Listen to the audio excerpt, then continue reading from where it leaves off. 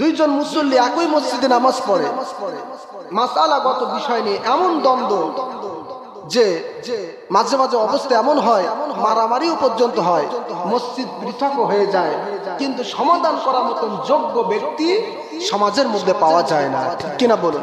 এটা নবীজির ভবিষ্যৎবাণী, নবীজির হাদিস এমনটি শেষ জামানায় হবে। এর জন্য নবীজি বলেছেন, তোমরা দ্বীনের ইলম অর্জন করো, তাহলেই তোমরা সবকিছু সুন্দরভাবে থাকতে পারবে, সমাজটা বজায় থাকবে, সুন্দরভাবে বসবাস করতে পারবে। বলেন সুবহানাল্লাহ। এই যে ফিতনা ফাসাদ প্রকাশ পাবে, এই ফিতনা ফাসাদ থেকে মুক্তির উপায় কি?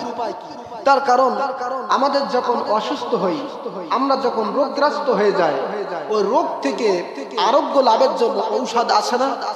বলেন, ঔষধ তো আল্লাহ পাক যে কোনো মাধ্যমে তৈরি করে দিয়েছেন।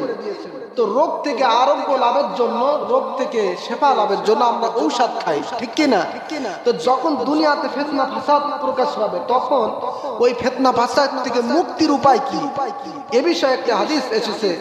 রাইসুল মুফাসসিরিন হযরত আব্দুল্লাহ ইবনে আব্বাস রাদিয়াল্লাহু তাআলা আনহু তিনি বলেন, ওয়ালা নাযালা জিবরাঈলু আলাইহিস সালাম আলা রাসূলিল্লাহি সাল্লাল্লাহু আলাইহি সাল্লাম ফাখবারাহু আন্নাহু সাতাকুনু ফিতানুন। বলেন সুবহানাল্লাহ। রাসূলুল্লাহর এই প্রিয় সাহাবী হযরত আব্দুল্লাহ ইবনে আব্বাস রাদিয়াল্লাহু তাআলা আনহু তিনি বলেন, একদিন হযরত জিবরিল আমিন নবীজির খেদমতে আসলেন, এসে বললেন, ইয়া রাসূলুল্লাহ, ইয়া হাবিবাল্লাহ, ফাখবারাহু আন্নাহু সাতাকুনু ফিতানুন। নবীজি, ও চিরেই এই পৃথিবীতে ফিতনা ফাসাদ প্রকাশ পাবে। জোরে কোন নাউজুবিল্লাহ। আল্লাহর হাবিব জনাবে রাসূল করিম সাল্লাল্লাহু আলাইহি ওয়াসাল্লাম হযরত জিবরিল আমিনকে লক্ষ্য করে বলেন, ক্বালা ফামাল মুখাররিজু মিনহা ইয়া জিবরাইল। সুবহানাল্লাহ। নবীজি বলেন, হে জিবরাইল, ও একটু আগে ওহি আমার কাছে নাজিল করলে দুনিয়াতে ফিতনা ফাসাদ প্রকাশ পাবে, সুতরাং মানুষগুলো তো একে অপরের উপরে ক্ষিপ্ত হয়ে যাবে, সমাজটা তো কুসংস্কারে ভরে যাবে, মানুষ তো কষ্ট পাবে। রে জিবরাইল, একটু বলো, ফামাল মুখাররাজু মিনহা, এই ফিতনা ফাসাদ থেকে মুক্তির উপায় কি? সুবহানাল্লাহ। রোগ হলে যেমন ঔষধের ব্যবস্থা আছে, ঠিক কি না? তো ফিতনা ফাসাদ তো হবে, এই ফিতনা ফাসাদ থেকে মুক্তির উপায় কি? জিবরাইল, তুমি বলে দাও। সুবহানাল্লাহ। হযরত জিবরিল আমিন বললেন, ইয়া রাসূলুল্লাহ, ইয়া হাবিবাল্লাহ, সেই ফিতনা ফাসাদ থেকে মুক্তি পাবার উপায় হলো ক্বালা কিতাবুল্লাহ। সুবহানাল্লাহ। সেই ফিতনা ফাসাদ থেকে মুক্তি পাওয়ার উপায় হলো, ঔষধ হলো, মেডিসিন হলো আল্লাহর কিতাব, আল কুরআন। বলেন সুবহানাল্লাহ।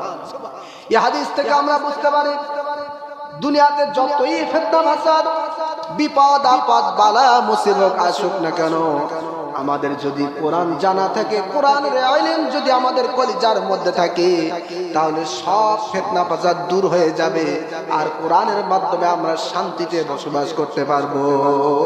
ঠিক কি না? তারপর হাদিসের মধ্যে প্রেসক্রিপশন দিয়ে দিয়েছেন নবীজি, হাদিসের মধ্যে ঔষধের কথা বলে দিয়েছেন, মেডিসিনের কথা বলে দিয়েছেন। ফিতনা ফাসাদ যখন আসবে, তখন বেশি বেশি করে কোরআনকে চর্চা করো, কোরআনের ইলমকে ধরে রাখো, তাহলে ফিতনা ফাসাদ চলে যাবে। বলেন সুবহানাল্লাহ। প্রিয় বাবাজিরা আমার, তাহলে আমরা হাদিস থেকে বুঝতে পারলাম, ফিতনা ফাসাদ থেকে মুক্তি পাওয়া এবং দ্বীন ইসলামকে জানা বোঝা এবং আমল করার জন্য দ্বীনের ইলম অর্জন করার দরকার আছে না নাই? গুরুত্ব আছে না? আর যারা দ্বীনের ইলম শিক্ষা করে, তারা অসংখ্য অগণিত নিয়ামতের সওয়াবের অধিকারী হয়ে যায়, তাদের জীবনের গোনা মাফ হয়ে যায়। এবং দ্বীনের ইলম শিক্ষা করার কারণে ওই অবস্থায় যদি তাদের ইন্তেকাল হয়ে যায়, তারা সঙ্গে সঙ্গে শাহাদাতের মর্যাদা পেয়ে যায়। সুবহানাল্লাহ।